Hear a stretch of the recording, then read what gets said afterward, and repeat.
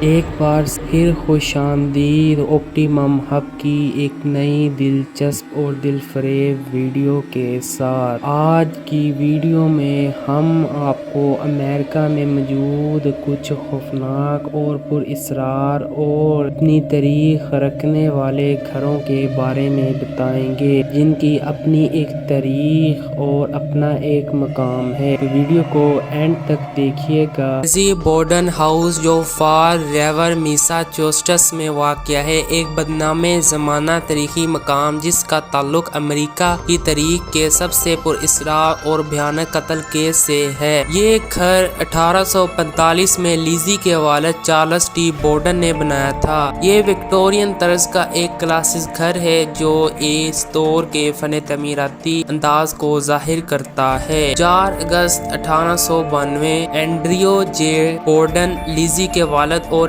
E B ڈریفی گرے Borden, lazy کی سوتیلی ماں، دونوں متاثرین پر ہچٹ سے وحشیانہ حملہ کیا گیا۔ ای بی اوپر والے بیڈ روم میں مردہ پائی گئی جبکہ اینڈریو لونگ روم کے صوفے پر پائے گئے۔ اینڈریو بورڈن کی سب سے چھوٹی بیٹی لیزی پر قتل کا الزام تھا۔ اس وقت ان کی عمر 32 سال تھی۔ لیزی بورڈن کا ٹرائل میڈیا کا سنسنی بن گیا، حالانکہ ثبوتوں کے باوجود 1893 میں ٹھوس شواہد کی کمی کی وجہ سے اسے بری کر دیا گیا۔ لیزی بورڈن ہاؤس اب بیڈ اینڈ ناشتے کے طور پر کام کرتا ہے جو اپنی تاریخ میں دلچسپی رکھنے والوں کے لیے ٹور اور رات بھر قیام کی پیشکش کرتا ہے۔ گھر کو اس کے وکٹورین دور کے ماحول کو برقرار رکھنے کے لیے احتیاط سے محفوظ کیا گیا ہے۔ اس گھر کو خوفناک ہونے کی وجہ سے جانا جاتا ہے، جس میں غیر معمولی سرگرمیوں کی اطلاعات ہیں جیسے کہ بھوتوں کی شکلیں، غیر واضح شور۔ زائرین اکثر گائیڈڈ ٹور کرتے ہیں جو قتل کی تاریخ کا جائزہ لیتے ہیں، مبینہ بھوت امیز مقابلوں کے اکاؤنٹس کا اشتراک کرتے ہیں۔ دوسرے گھروں کی طرح ہی اس گھر پر بھی کتابیں اور فلمیں بنی ہوئی ہیں۔ لیزی بورڈن کیس نے متعدد کتابوں، دستاویزی فلموں اور فلموں کو متاثر کیا ہے، جس نے امریکی لوک داستانوں میں اپنا مقام مزید مضبوط کیا ہے۔ یہ مقدمات قانونی تاریخ میں امریکی قانونی نظام پر اس کے اثرات کے لیے اہم ہیں۔ یہ خاص طور پر رائے عامہ، میڈیا کے اثر و رسوخ اور مقبول شک کے تصویر کے لحاظ سے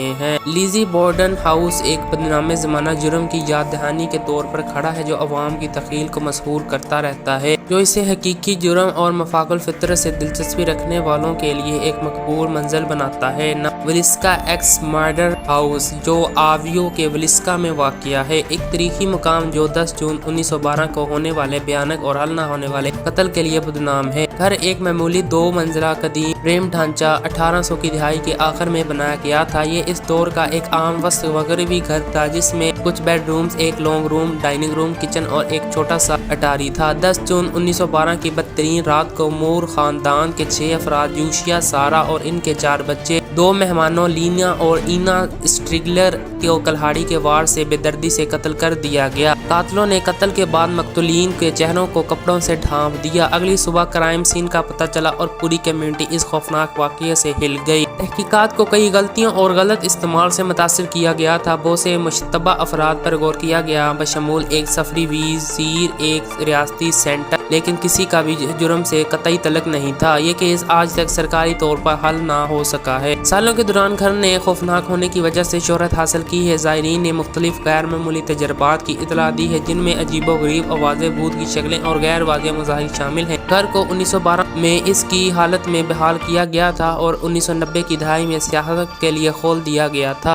یہ ایک تباہ کن تاریخی مقام کے طور پر کھڑا ہے جو زائرین کو وقت کے ساتھ پیچھے ہٹنے اور وہاں سے پیش آنے والے المناک واقعات اور کے بارے میں جاننے کی اجازت دیتا ہے۔ ولیسکا ایکس مرڈر ہاؤس نے میڈیا کی خاص طور پر نظر حاصل کی ہے۔ اسے دستاویزی فلموں، کتابوں اور ٹیلی ویژن شوز میں نمایاں دکھایا گیا ہے۔ کچھ غیر معمولی تفتیش کاروں نے دعویٰ کیا ہے کہ مفاق الفطرت سرگرمیوں کے ثبوت ریکارڈ کیے گئے ہیں۔ اس قتل کے چھوٹے سے قصے ولیسکا پر گہرا اور دریپا اثر پڑا۔ اس نے کمیونٹی پر داغ چھوڑے جو آج تک گونج رہے ہیں۔ ولیسکا ایکس مرڈر ہاؤس امریکی تاریخ میں حل نہ ہونے والے جرائم کی ایک مضبوط علامت ہے اور حقیقی جرم اور غیر معمولی کے ساتھ پائیدار دلچسپی کا ثبوت ہے۔ بیل ڈائن ہاؤس جو ایڈمز ٹینیسی میں واقع ہے، ایک تاریخی مقام جو امریکی ماضی کی مشہور کہانیوں میں سے ایک سے منسلک ہے۔ بیل ڈائن کی علامت بیل خاندان کے ارد گرد ہے جو 19ویں صدی کے اوائل میں ایڈمز ٹینیسی میں آباد ہوئے۔ جان بیل سینٹس، اس کی بیوی لوسی اور ان کے بچے اس خوفناک کہانی کے مرکزی کردار ہیں۔ مبینہ شکار 1817 میں شروع ہوا جب بیل کے گھر اور اس کے آس پاس عجیب و غریب واقعات رونما ہوئے۔ اس میں غیر واضح شور، دیواروں پر دستخط اور جانوروں کی آوازیں شامل تھی۔ پریشانی جلد ہی خاندان کے افراد پر جسمانی حملوں تک بڑھ گئی۔ کہا جاتا ہے کہ 1817 میں جب یہ خاندان اس گھر میں